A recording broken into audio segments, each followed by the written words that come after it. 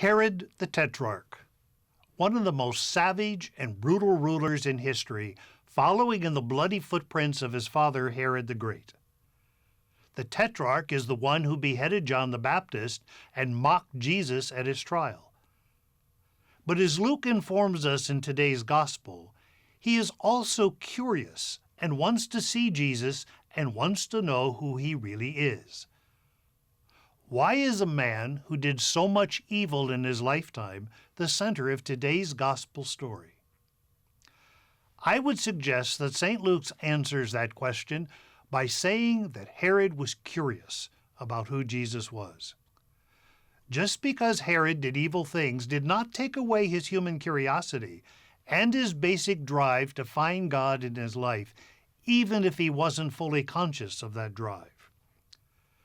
When I was doing some professional counseling, I discovered a truth that Pope Francis demonstrates so often, and that is that we need to look beneath the crust of externals to see human beings underneath.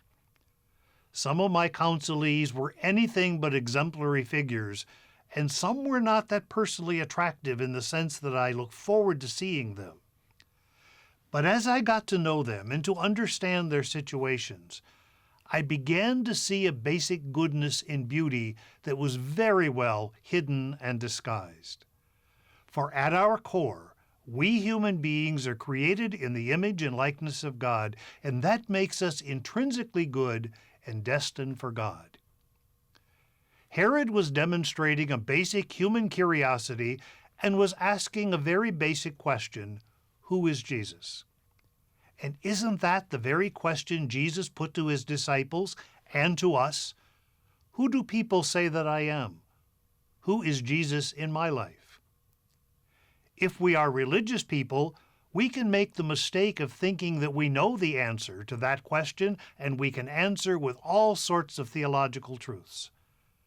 But maybe the poor and the outcast can teach us the basic humility of realizing that we all still need to ask ourselves that question and continue to seek out Jesus.